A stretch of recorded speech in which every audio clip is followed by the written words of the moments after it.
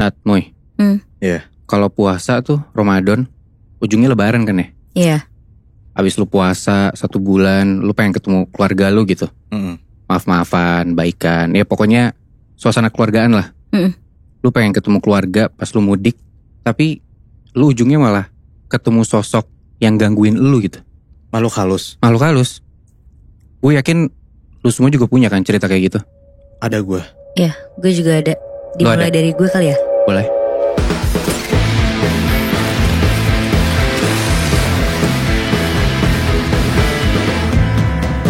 Satu malam, 3 cerita. Diceritakan secara eksklusif Dari catatan Scary Things.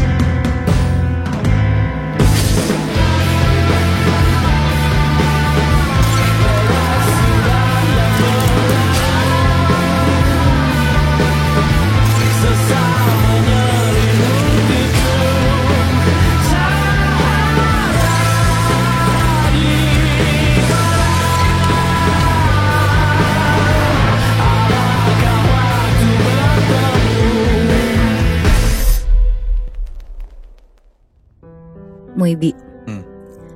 Gue pengen cerita tentang perempuan. Kita sebut aja namanya Fania. Fania ini tuh umurnya 25 tahun. Jadi dia ini tuh terpaksa mudik lebih awal 2 minggu sebelum puasa. Bareng sama bapaknya naik motor. Berdua doang nih. Mereka berangkat dari sore. Perjalanannya tuh dari Pekalongan ke Yogyakarta. Sebenarnya Fania tuh udah ngerasa gak enak gitu. Kayak feeling gitu loh kalau ini tuh kayak gak enak deh. Tapi dia tuh gak berani bilang ke bapaknya. Sepanjang perjalanan sempet tuh Fania sama bapaknya, motornya itu tuh bocor bannya. Jadi terpaksa buat berhenti nyari tambal ban. Begitu udah selesai nambel, mereka lanjutlah jalan lagi. Dan sekitar pukul 9, mereka masuk ke wilayah Alas Roban. Pas masuk ke daerah situ, beberapa kali Fania tuh merinding. Terus dia doa-doa aja lah di situ. Sedangkan bapaknya tuh masih bawa motor dengan tenang. Nah, satu persatu di malam itu tuh kendaraan kayak ngeduluin motor mereka terus. Sampai akhirnya makin lama tuh makin sepi jalan yang dilewatin sama si Fania dan bapaknya.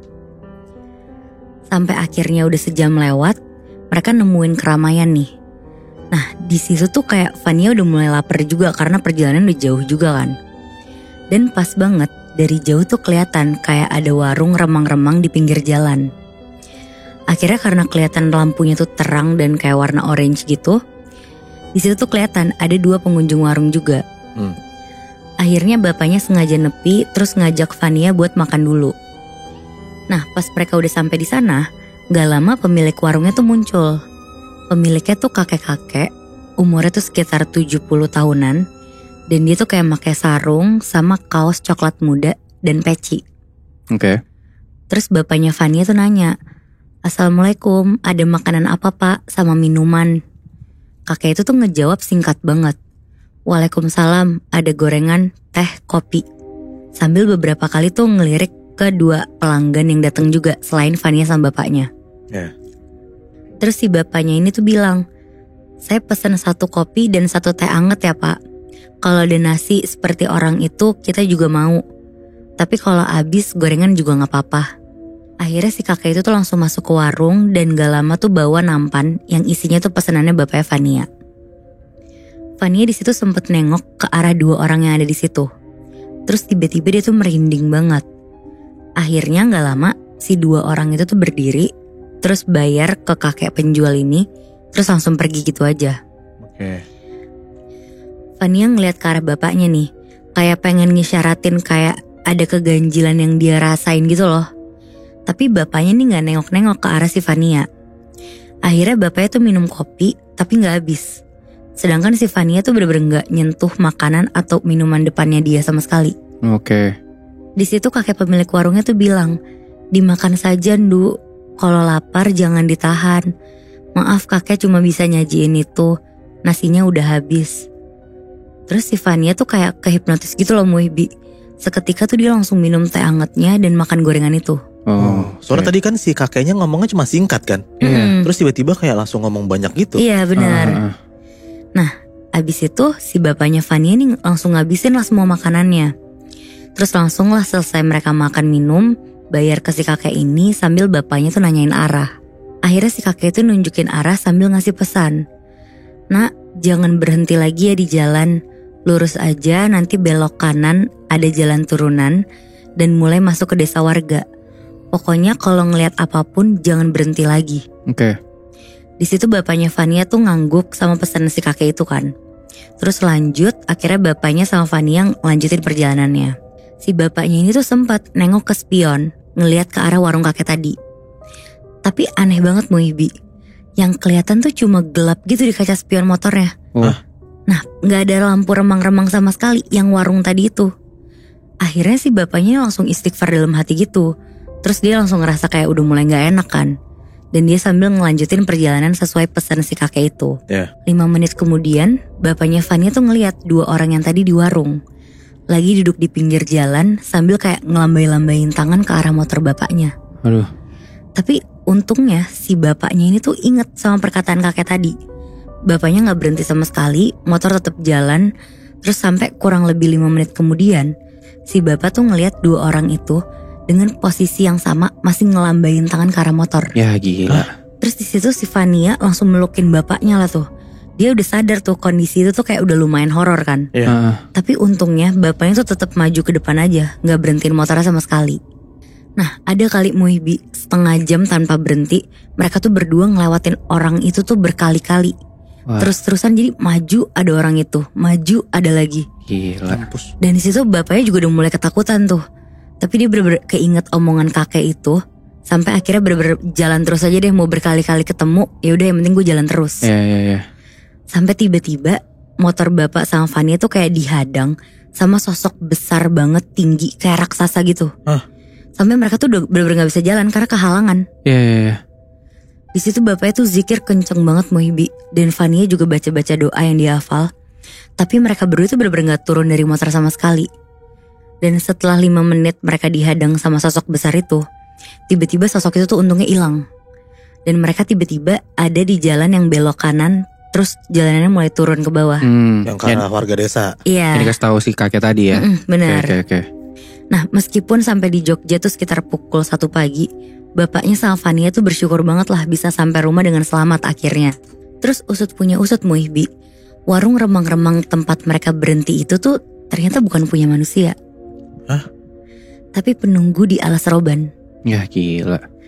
Dan entah kopi, teh, gorengan yang mereka makan tuh gak tahu dari bahan apa kan. Iya. Yang jelas kayak temennya bapaknya Vania ini ngejelasin kalau nasi yang dimakan 2 orang tadi itu tuh pertanda mereka penghuni alas roban. Oh shit. Dan 2 orang itu tuh korban kecelakaan yang meninggal di sana. Astagfirullahaladzim. Nah, arwahnya tuh sering menyesatkan sama ngegangguin pengendara yang melintas emang. Si 2 orang itu? Iya, seakan-akan kayak nyari temen gitu. Terus di situ bapaknya sama Vania tuh bener-bener gak berhenti bersyukur lah. Pokoknya lepas dari kemungkinan tersesat atau kecelakaan berkat bantuan si kakek itu juga kan sebenarnya. Iya. Nah mungkin karena bapaknya tuh ngucapin salam saat pertama kali mulai percakapan sama kakek itu loh Muibi. Jadi ngebuat kakek itu tuh baik untuk ngasih petunjuk gitu. Nah setelah itu, pagi atau siang pas bapaknya dan Vania ngelintas di alas roban, mereka tuh udah gak pernah lagi tuh nemuin wujud warung misterius punya si kakek ini. Dan sejak peristiwa itu, mereka tuh udah gak berani ngelakuin perjalanan sore atau malam hari ngelewatin alas roban. Soalnya masalahnya tuh gue selalu pernah denger alas roban tuh tempat yang angker banget gitu loh. Emang iya, sih. Bener. Emang dan itu epic banget anjir, lu disasarin sampai berkali-kali ngelihat sosok yang kayak gitu. Parah banget sih.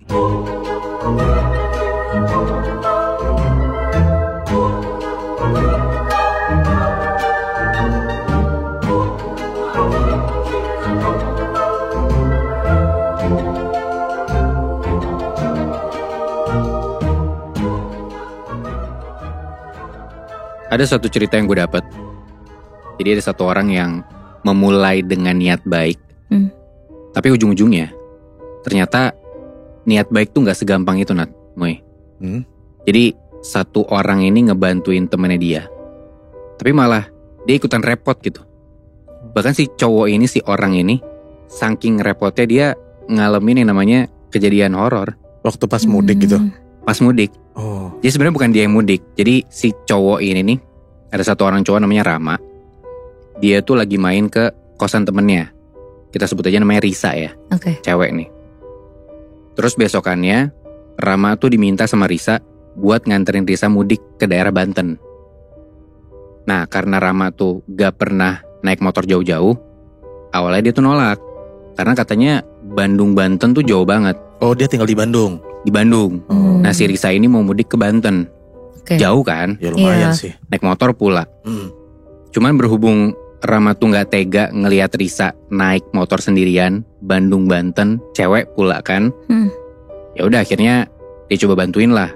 Soalnya Risa ini pulang emang dia mau mudik ke Banten itu, dia mau nengokin ibunya yang lagi sakit. Ya udah akhirnya Rama putusin lah buat ngelakuin niat baik nganterin Risa. Berangkat nih mereka berdua, Rama sama Risa dari Bandung sekitar jam 11 siang. Dan ini pertama kalinya mereka berdua tuh naik motor jarak jauh. Dan ini emang rencananya pulang pergi Moy. Jadi Bandung, Banten, Bandung lagi. Di hari yang sama. Di hari yang sama, rencananya kayak gitu, Pepe. Nah singkat cerita, awal jalan dari Bandung sampai ke daerah Cianjur semuanya itu normal-normal aja. Aman-aman aja, biasalah. Lancar macet, sampai panas hujan juga, dan sampai Bogor itu ya pokoknya aman lah. Tapi keadaannya mulai berubah nih, sewaktu sampai mereka tuh di Bogor sekitar jam 4 atau 5 sore lah. Nah di sini Risa tuh bilang ke Rama, kakaknya Risa tuh nelpon, nyuruh buat gak usah lanjutin dulu perjalanannya. Nah heran dong Rama, kayak kenapa emang? Kakaknya Risa bilang, mending nginep dulu aja semalam di rumah kakaknya Risa di Bogor. Besokannya baru lanjut perjalanan lagi. Karena katanya kalau misalkan lanjut di jam segitu, ada daerah yang bakal dilewatin tuh bahaya, kata kakaknya Risa. Dan daerah ini tuh banyak kejadian rawan lah, maksudnya bahaya, kecelakaan atau apa gitu. Dan itu di daerah Jasinga namanya. Mungkin kalau orang Bogor tahu kali ya daerah situ. Singkat cerita, karena Risa nih ngeyel, pengen lanjut buat nengokin ibunya ini, akhirnya mereka lanjut lah. Maghrib lewatin Bogor dan udah masuk nih ke daerah Jasinga itu. Dan usut punya usut, katanya daerah itu tuh dulu bekas hutan belantara luas gitu. Awal masuk daerah itu tuh sebenarnya masih normal-normal aja.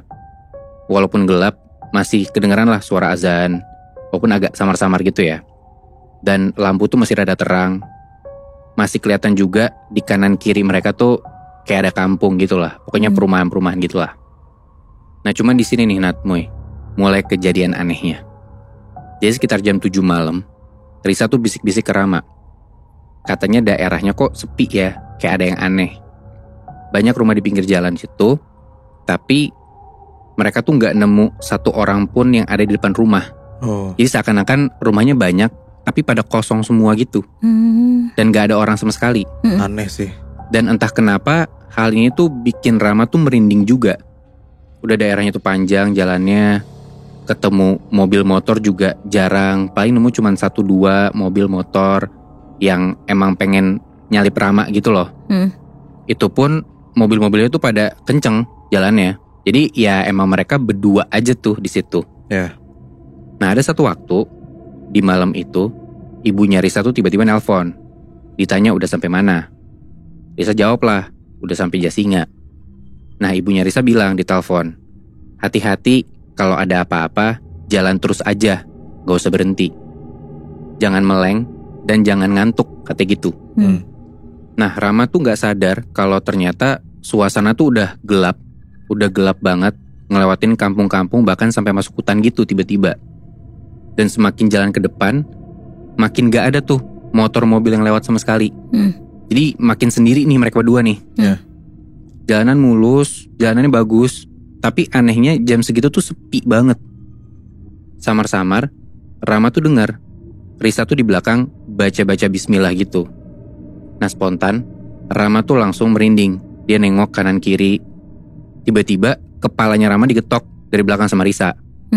Kayak Risa tuh bilang, udah gak usah tengok-tengok, gak usah meleng, jalan lurus aja, ikutin garis putih marka jalan. Intinya lo fokus nyetir aja lah. Dalam hati Rama, aduh kenapa tadi gak nurut sama kakaknya Risa ya. Tapi udahlah, udah terlanjur. Sampailah mereka di satu jalanan, kayak lewat pinggiran tebing, danau, dan hamparan kebun sawit yang gelap gulita gitu. Nah di sini nih, di tengah jalan yang kanan kirinya tuh ada kebun pepohonan gitu. Mereka ngedenger ada suara yang kira-kira jauh dari mereka. Samar-samar suaranya tuh kayak manggil-manggil mereka gitu. Dari arah pepohonan di kanan kiri mereka. Suaranya kayak suara cowok manggil-manggil. Hey, hey, hey, gitu. Aduh. Karena Rama kaget, dia langsung refleks tuh ngegas motornya biar ngebut gitu kan. Tapi taunya di depan mereka itu jalan belok-belok, nanjak pula.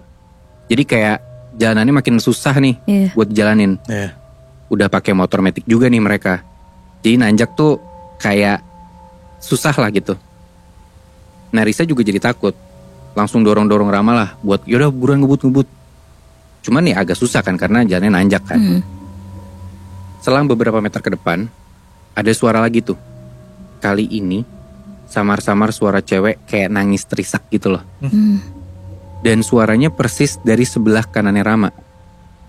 Jadi di tengah jalan itu tuh lagi naik motor, karena ngedenger suara itu, Rama dan Risa tuh sama-sama doa yang kenceng sambil nancep gas gitu loh mereka berdua.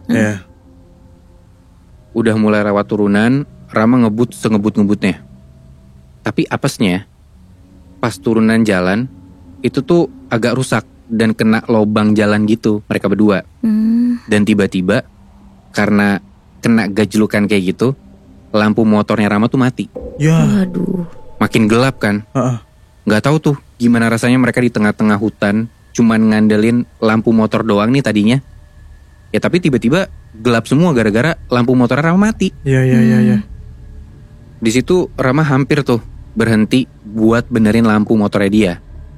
Cuman Risa maksa buat lanjut aja, nggak usah berhenti, walaupun nggak pakai lampu nih mereka nyetirnya. Ya terpaksa lah tuh mereka jalan di tengah pepohonan gitu, dan cuman dengan cahaya seadanya aja. Ya seadanya pun gelap banget kan. Iya anjir, serem banget. Jadi Rama tuh mulai pelan-pelan jalannya sambil mereka tuh banyak-banyak berdoa lah sepanjang jalan itu. Gak lama dari situ Rama ngerasa kok di depan agak terang. Kayak rasa-rasanya tuh ada cahaya dari belakang mereka. Kayak ada cahaya mobil gitu loh, kebayang gak sih?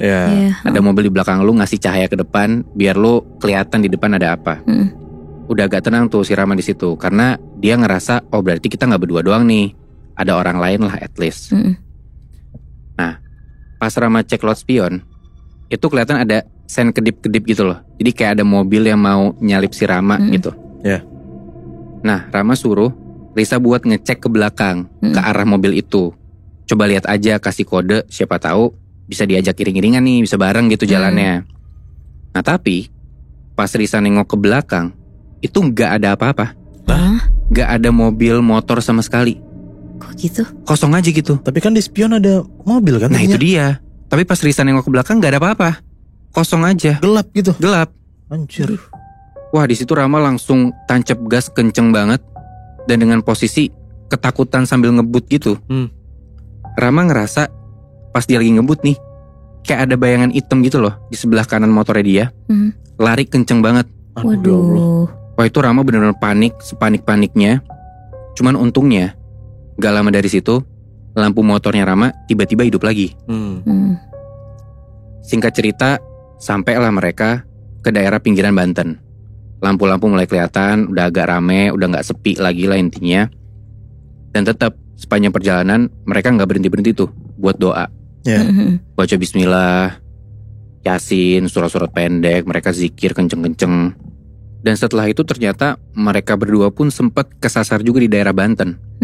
Kayak sekitar udah 8 jam jalan, mereka berdua di motor itu, mereka kesasar. Tapi untungnya gak lama di situ. Singkat cerita, mereka cari-cari jalan lagi.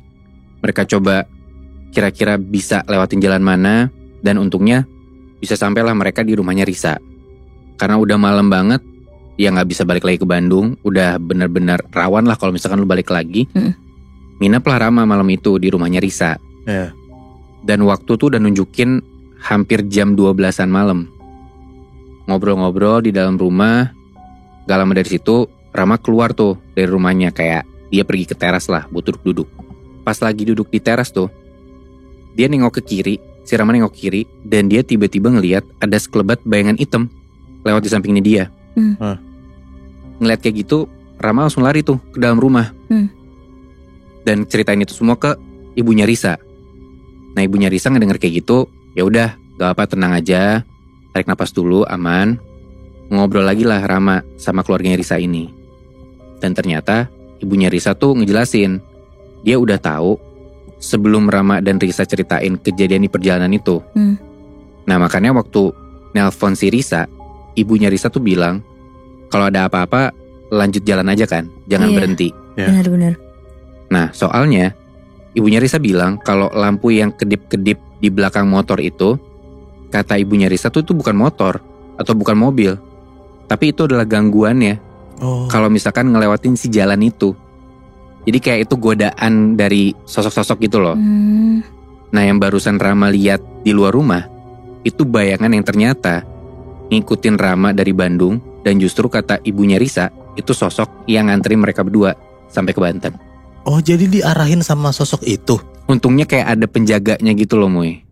Berarti sosok ini tuh yang kita kira jahat malah baik ya? Iya, bisa dibilang gitu sih ya. Walaupun ada godaan-godaan dari sosok yang jahat juga, tapi mungkin kenapa mereka nggak diganggu separah itu karena ya ada yang jagain mereka. Tuh. Itu nama tempatnya apa, Bi? Tadi, Bi? Yang di Bogor. Jasinga.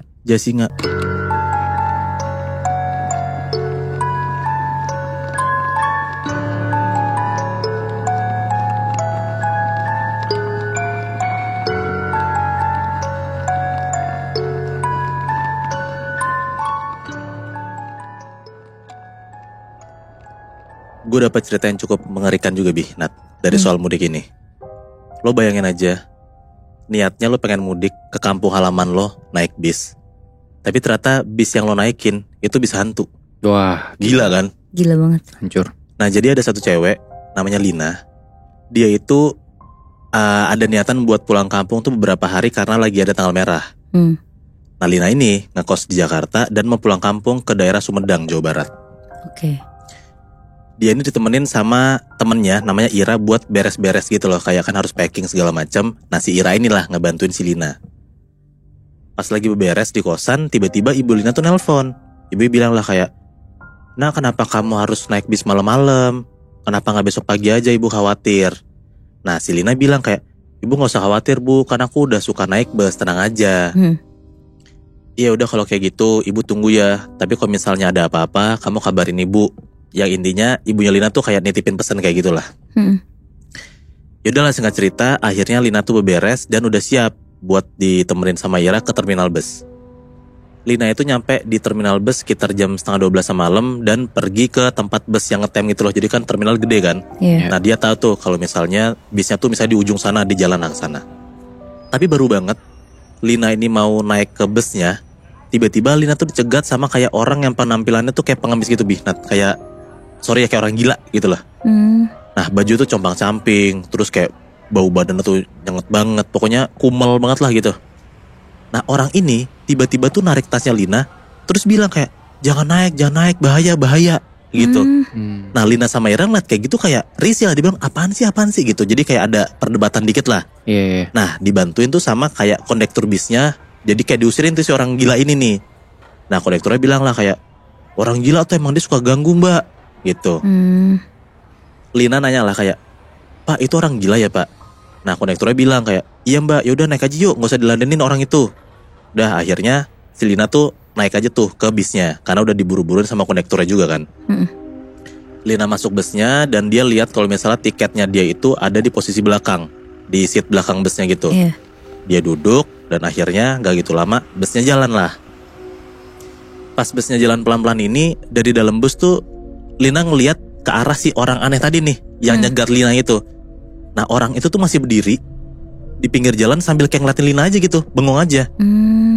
Nah, di situ Lina tuh ngelihat di samping si orang aneh itu tuh, orang gila itu, ada kayak sosok cewek baju putih berdiri juga ngikutin si orang itu. Dan sosok cewek ini mukanya hancur, Nat. Ngeliatin Lina aja. Jadi kan bisnya Lina jalan nih, jalan pelan-pelan. Nah Lina tuh tatap-tatapan sama si cewek itu juga kayak ngeliatin Lina. Jadi kayak palanya tuh gerak gitu loh. Wah, gila. Terus. Lina bingung lah di situ karena harusnya yang dia lihat pas dia udah di bus itu dia ngeliat temennya dong, si Ira kan. Nah tapi tuh Lina nggak ngeliat sama sekali. Ira tuh kayak hilang gitu aja gitu loh. Nah Lina tuh coba kayak ngusap-ngusap matanya, dia tuh ngerasa kayak gue salah ngeliat lah. Dan pas diusap-usap matanya, pas dia nengok lagi ke arah kaca, ternyata ya sosok itu masih ada dan masih ngeliatin si Lina ini dari luar bus. Sampai akhirnya busnya pergi dan Lina udah nggak ngeliat lah sosok ini. Selama di perjalanan Lina tuh kayak berusaha bodo amat dan dia tuh juga berharap buat ngelupain kejadian tadi. Nah setelah tenang akhirnya Lina berusaha buat tidur tuh. Suasana di bus itu tuh gelap, sunyi, pokoknya kayak gak ada satu orang pun yang ngomong. Mungkin karena udah tengah malam, mungkin pada capek ya. Dan Lina juga ngerasa kayak ya udah akhirnya kalau misalnya udah diem semua sunyi, ya udah gue coba tidur aja. Nah pas sembari dia lagi nyoba tidur, dia pun juga kayak lagi nungguin kondekturnya. Kan biasa kan kondektur datang buat kayak ngambilin tiket gitu kan. Tapi kondekturnya juga nggak datang. Kayak ya udah gitu cuek aja. Makin lama perjalanan, busnya tuh makin dingin dan dia tuh kayak berusaha buat ngeraba-raba selimutnya gitu. Jadi kan di bus kan selalu dikasih selimut kan. Nah dia tuh udah siap-siap buat pakai selimut. Makin dingin busnya, dia tuh kayak ngerasa kayak mana selimut gue. Jadi kayak dia ada geser gitu loh, nyari selimutnya. Dan ternyata selimutnya jatuh ke bawah kakinya. Tahu selimutnya jatuh, Lina berusaha ngerunduk buat ngambil selimutnya dong. Nah pas dia nengok ke bawah, ternyata Nat, di bawah kakinya Lina itu ada sosok cewek, mukanya hancur, lagi meluk kakinya. Waduh. Lu kebayang segila apa, seserem apa kan? Nah di situ tuh Lina berusaha coba merem, dia berdoa aja karena dia sebenarnya kaget, tapi dia tuh nggak enak buat teriak. Karena kan busnya lagi sunyi diem aja kayak gitu kan. Setelah dia udah baca-baca doa dan dia coba belekin mata dia, untungnya si sosok yang ada di kaki dia tuh udah hilang. Terus Lina tuh kayak coba ngeliat kanan kiri, kayak nyari dalam tanda kutip pertolongan lah ke salah satu orang-orang yang ada di bus itu. Nah tapi yang Lina ngeliat itu tuh kayak orang-orang ini tuh penumpangnya kayak pakai jas hitam kayak cuman bayangan doang itu lebih Nat. Jadi bentukannya kalau misalnya lo habis mudik, lo lagi mau mudik nih, ya lo kan pakai baju biasa aja gitu, kayak baju kayak kita casual gitu lah. Nah si Lina tuh ngeliat di dalam busnya itu semuanya kayak pakai baju jubah hitam. Jadi kayak bayangan gitu loh, nangkap gak? Terus Lina tuh ngerasa kayak suasananya makin dingin. Dia coba kayak killing time buat ngeliat keluar jendela gitu. Nah pas dia ngeliat keluar jendela, dia tuh ngerasa kayak jalanan yang dia lihat tuh beda. Nggak kayak dia biasa kayak perjalanan pulang kampungnya dia gitu loh. Karena ini kan bukan pertama kali kan. Jadi dia tahu lah kayak jalanan kampungnya dia kayak gimana. Dia tuh ngeliat di luar jalanannya itu tuh kayak banyak banget orang-orang di pinggir jalan lagi jalan pakai kayak pakaian tradisional gitu. Dan rumahnya tuh jadi kayak rumah-rumah zaman dulu gitu loh. Harusnya perjalanan rumahnya dia itu ke kampung dia gak kayak gitu. Makin panik tuh Lina. Dan dia ngerasa kayak ini gue kesasar deh, kayak ini tempat gue asing banget gitu. Nah Lina makin ketakutan, dia menggigil, nafasnya sesek. Dan dia tuh bener-bener ketakutan banget lah. Sampai badannya tuh gak bisa gerak sama sekali Nat. Lina coba baca doa, sebisa mungkin doa apapun yang dia bisa dia baca. Dan lama-lama alhamdulillahnya badan dia tuh bisa digerakin lagi. Lina coba tuh kayak makin merhatiin ke arah luar jendela. Pas dia ngeliat ke arah jendela, keluar jendela tuh, dia ngeliat ada kayak sosok cewek baju putih lagi gelantungan di atas pohon. Waduh. Dan sosok ini tuh banyak banget Nat. Gak cuma satu gitu. Serem banget. Lina takut banget. Dia tuh mikir kayak ini nih fix banget ada yang gak beres di perjalanan dia ini gitu. Terus pas dia lagi panik, dia ketakutan, busnya tuh berhenti tiba-tiba. Nah pas busnya itu berhenti, dia tuh ngeliat kayak penumpang-penumpang yang tadi kayak bayangan yang pakai baju serba hitam itu tuh turun dari bus. Nah Lina mutusin buat turun juga lah. Dia mikir kayak daripada gua jalan terlalu jauh dan gua nggak tahu ini di mana. Akhirnya Lina mutusin buat turun tuh dari busnya. Tau gak Nat? Ternyata selama perjalanan itu berjam-jam itu dia tuh belum pergi sama sekali dari terminal. Wah. Jadi dia tuh turun dari bus, yang dia lihat itu tuh terminal yang tadi. Gila. Dia linglung banget, dia bingung banget, dia deg-degan banget. Sampai Lina tuh coba nyari pertolongan lah. Untungnya ada kayak tukang ojek itu mangkal di dekat terminal itu. Buru-buru lah Lina tuh naik ojek itu dan dia minta dianterin ke kosannya lagi. Pas sampai kosan, Lina tuh langsung masuk kamar Ira. Dan Lina tuh langsung ceritain lah semua kejadian dialamin ke Ira ini. Ira yang denger cerita Lina ya takut banget lah, merinding banget lah. Dan ternyata Lina tuh dari tadi tuh naik bus hantu Nat. Dan terminalnya itu ya di sana aja, bisa tuh di sana aja, nggak kemana-mana. Dan Lina bilang, ke Ira pas dia masuk ke bus itu, Lina gak ngeliat sama sekali, gak ngeliat Ira sama sekali. Dia tuh cuma ngeliat ada kayak sosok cewek tinggi baju putih ngeliatin dia. Nah padahal Ira bilang, Ira tuh lagi nungguin si Lina. Bahkan pas Ira ini di bawah, di luar bus itu, si Ira tuh lagi dada-dada ke Lina. Tapi Lina tuh gak ngeliat sama sekali ada Ira. Aduh, wah gila itu aneh banget sih Muy. Gue ngedenger aja ya, deg-degan anjir. Lu yang dapet cerita kayak gitu pas lu baca nih ya sebelum ceritain ke kita, lu gak sampai mual, sampai asam lambung gitu? Gue deg-degan, gue keringetan, tapi untungnya asam lambung gue gak naik. Tapi kalau misalnya di posisi sendiri nih, gue jadi Lina ya, gue tuh pasti bakal keringetan gue mual. Dan gue yakin banget pasti asam lambung gue tuh gak karu-karuan sampai naik ke tenggorokan kali. Nah itu dia, karena lu emang punya asam lambung kan? Iya. Tapi gue ada solusinya sih untuk asam lambung lo. Namanya Fresma. Fresma yang ini Iya benar. Oh. Jadi ini tuh campuran madu hutan dan juga kunyit. Lu browsing aja manfaatnya banyak banget. Tapi intinya Fresma ini tuh bisa membantu buat meringankan gangguan lambung. Oh gitu. Oke, tapi kalau misalnya gue pengen beli Fresmanya, gue bisa beli di mana? Gampang banget. Ini tuh ada di official marketplace-nya. Oke. Terus di apotek juga ada. Toko herbal dekat rumah lu pasti ada, Muy. Oh di marketplace ada? Ada. Ih Bi, bagi linknya Bi, gue pengen check out Bi. Nah ntar gue kasih linknya ya. Tapi buat lo nih yang pengen share cerita horor, lo bisa kirim ke email kita di scareratings.indo@gmail.com.